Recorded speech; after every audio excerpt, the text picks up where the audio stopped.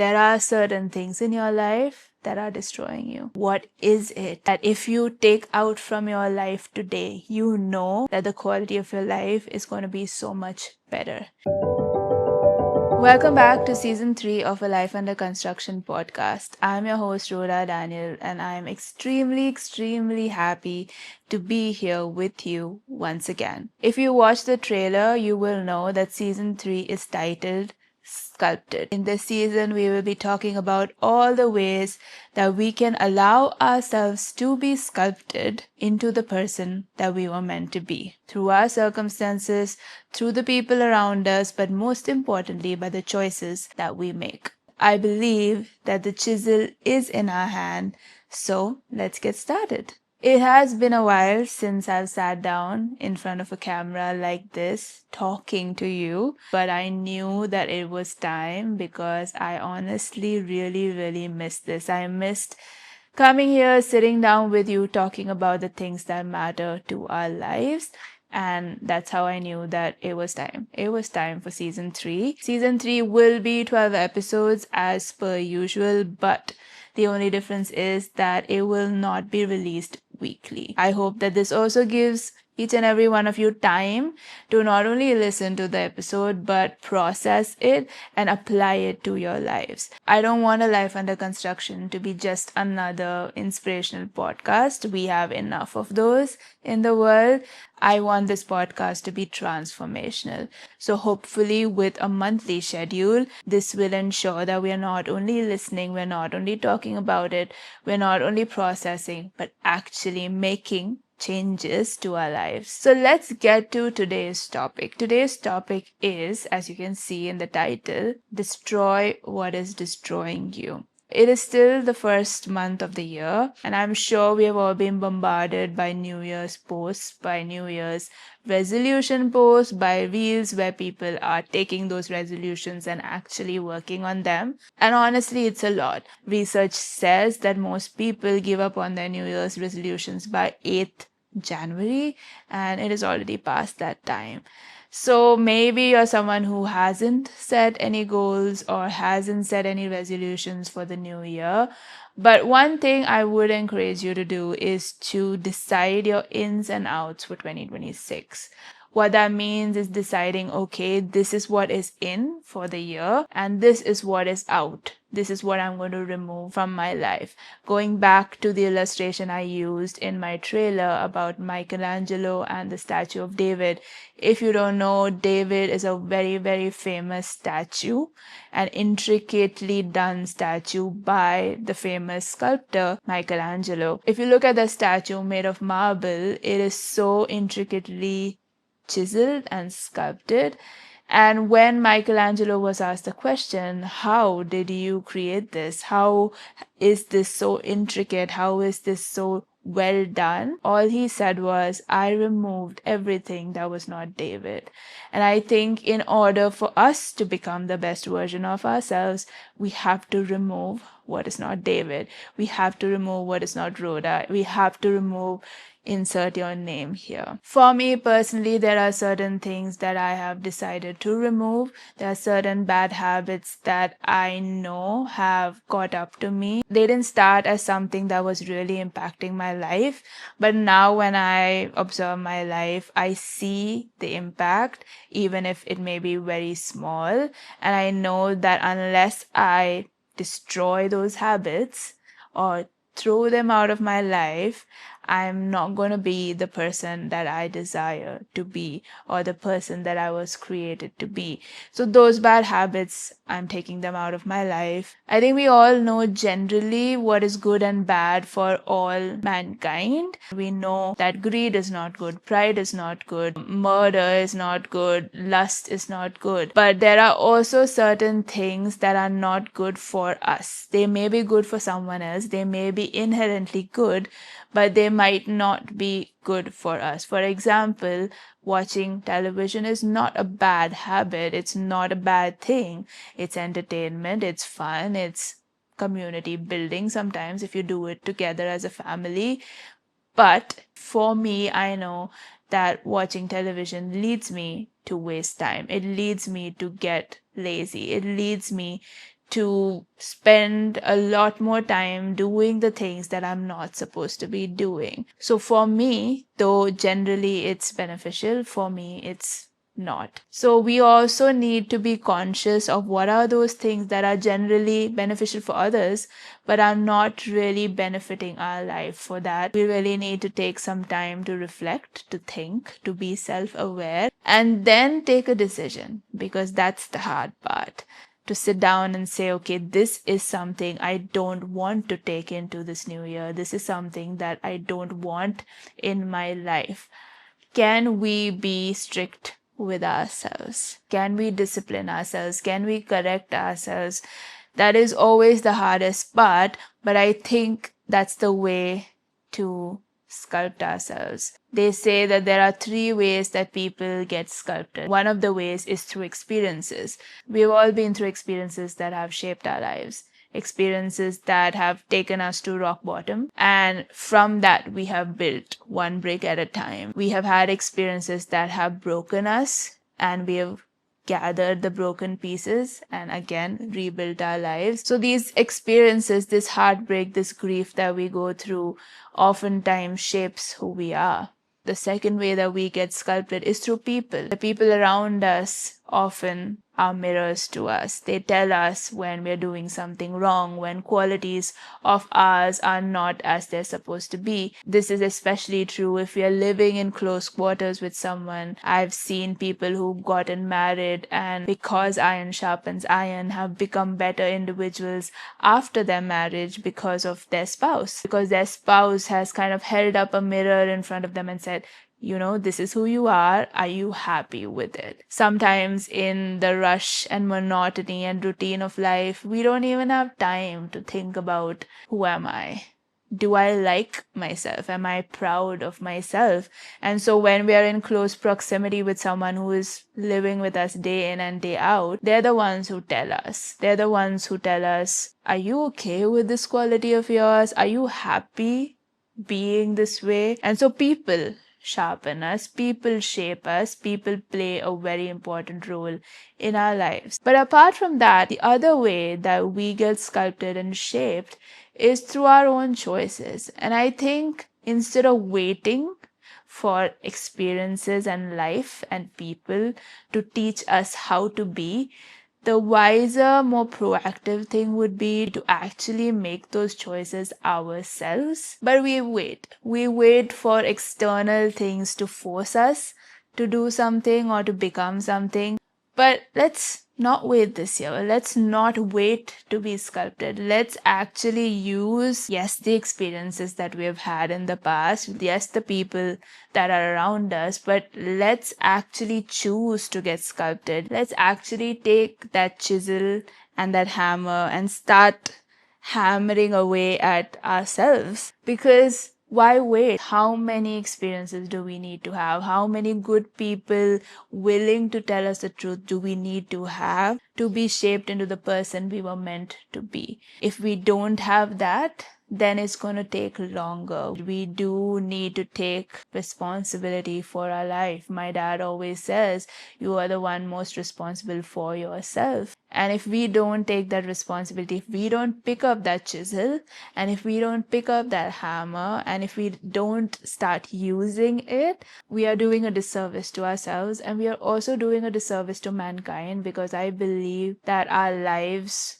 if better, will impact the people around us, will impact our families, will impact our friends, will impact the community for the better. There's a ripple effect for every decision that we take. So why wait? Why wait? And that is why I'm starting it strong. I'm starting this podcast strong with saying, destroy what is destroying you. Recently in a leaders program, I coined this acronym EIC, to make people remember what it is that they need to do in their lives to become the best version of themselves. I talked about this in a professional setting, but this applies personally as well. E stands for educate yourself. Educate yourself with what are the things that you require in your life. What are the things that are good for you. We do not have a dearth of information or education. We all have access to all kinds of information from all over the world. So are we educating ourselves on what is the best way to live? Are we educating ourselves on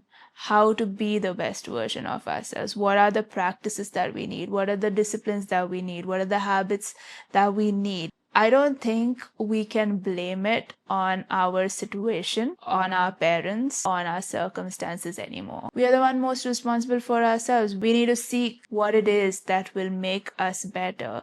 There are so many podcasts out there. There are so many books out there. There's so many videos out there that tell us, if you do this, this will be the outcome. Let's educate ourselves. Let's learn, if we don't know already, what is good for us and what is not good for us, and then start taking action. The second word is inspire yourself. Who are you surrounding yourself with? Who are you listening to? What are you reading? What are you consuming? Because yes, you can educate yourself and know for a fact that getting drunk every weekend is not the best for your life. It is not allowing you to live your best life. But if you don't surround yourself with people who also don't get drunk every weekend, then you are not inspiring yourself. You are not putting yourself in a position to succeed. Even if you don't have people or like-minded people around you, I think go to books.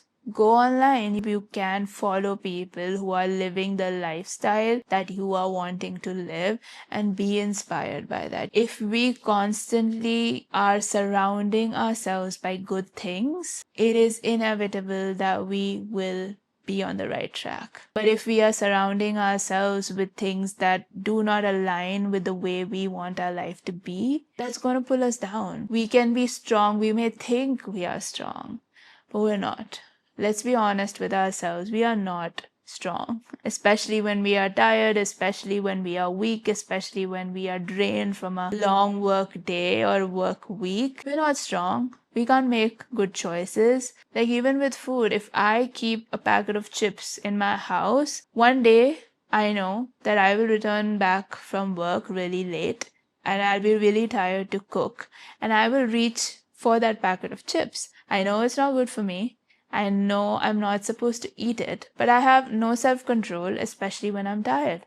So I need to discipline myself to not have a packet of chips in my house. So can we make those conscious decisions? Can we surround ourselves by inspiring things? Because if you want to be the best version of yourself, and I believe all of us do want to be that, we all desire to be great, we all desire to be successful, we all want to thrive rather than just survive in life, but it takes effort, it takes sacrifice, it takes shaping ourselves.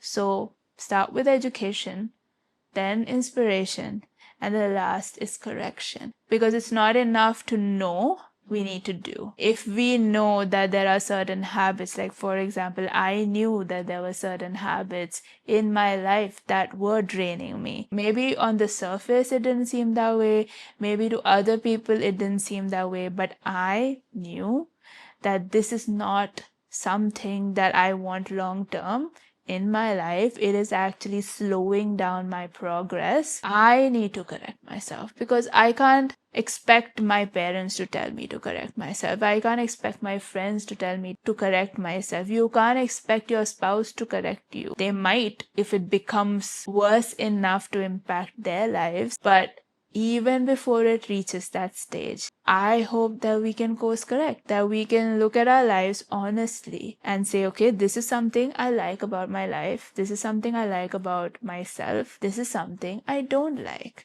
This is something I don't want. I know that this is not allowing me to become the best version of myself. This is stopping me or slowing me down, or it is going to make me take longer to reach there. When we look at all these great sports people or celebrities or businessmen, people who've been successful in their lives, we always look at their successes and we admire it. We admire who they've become, but we are not willing to put in the effort and the sacrifices so that we can also become. We don't like discipline. We don't like being strict with ourselves. We don't like correcting ourselves. We feel that that's a very rigid way to live. But in order to have that life, there has to be the painful process that we need to go through. For David to have been found, there had to be a chipping away at things. There had to be a removal of things that maybe look good on the surface, but the sculptor knew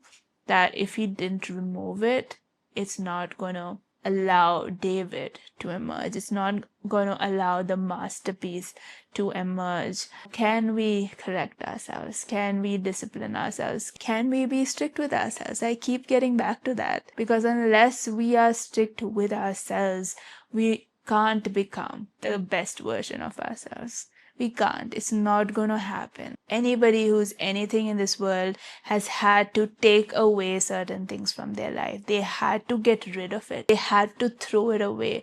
Why am I being so adamant that it is destroy what is destroying you? Because there are certain things in your life that are destroying you. You know it. You know it. I don't need to tell you about it. I don't need to get specific. You know it. What is it that if you take out from your life today, you know that the quality of your life is going to be so much better? I know that for years there were certain things in my life that I kept a little bit of it because I was not strong enough or willing enough to get rid of it completely. So I was like, okay, I'll keep it a little bit. I won't indulge in it all the time.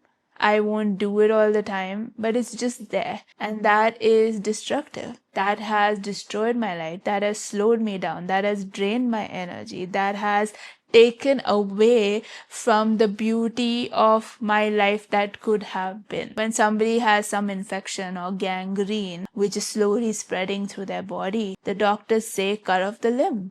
Cut off that part of the body. Why? Why are they being so aggressive about it? Because if you do not, it is going to spread into every part of your life. And by the time it does, it will be too late to do anything about it. So if there is some kind of poison or infection in your life that you know is slowly eating you up, is slowly reducing the quality of your relationships, reducing the quality of your mental health, is reducing the quality of your life, throw it away. Throw it away. You don't need it. People around you might say that you need it. People around you might ask you, why are you being so aggressive with this? Why are you being so strict with yourself? Why are you being so serious about life? But life is serious. If we want to do well in our life, if we want this one life of ours to matter, we have to get serious about it. I'm not saying that you shouldn't enjoy your life.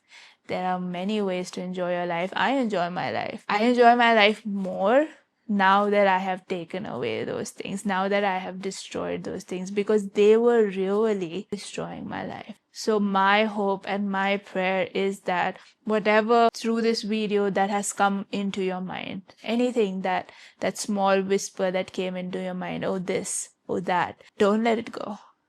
Don't ignore it. Don't say, oh no, that's not that bad. Pick it up. Pick up that thought, write it down to remember it and think about it. Is it adding any value to your life? If it's not, take it away. Take it away. Is it taking out any value from your life? If it is, take it away. Destroy it. Many of us are living these lives where we have one foot in the life that we want and one foot in the life that we have, and we think that we will make it to the life that we want. But because we have this one foot in the life that we have, that we know is not good, we're not going to make it to the life that we want. I'm sorry to say that, and it may sound harsh, but I really want you to have the best life possible, not in terms of how the world sees it, but in terms of what you were meant to be. I want you to be the person that you were created to be, a person free, a person living an abundant life, a person not tormented, but a person free and happy and joyful and content. That's the person that I want you to be. And that is why I'm saying destroy what is destroying you. Those things in your life have held you hostage for long enough. We don't even sometimes realize it because the house that we're held hostage in is pretty, is nice, it's comfortable. We're not having to exert ourselves. Life is good or seems good, but we know. We know we are slaves to certain things. We know that we are held hostage, and until we break free, it might seem scary, it might seem hard, it might be painful, but that is just the process. On the other side is a beautifully sculpted, shaped life that I promise you is going to be worth it. That's what I wanted to share in today's episode. Thank you so much for tuning in. As mentioned earlier, we are doing monthly episodes, so don't forget to follow us on Spotify or Apple Podcasts or subscribe on YouTube so that you don't miss an episode. If you have any comments or questions or just want to talk to someone, feel free to message me on Instagram at a life under construction or write to us at alifeunderconstruction.com. I hope you take the time to think about what you heard today, and I will see you again next month with another topic to help you get sculpted and help you live the life that you were always meant to live.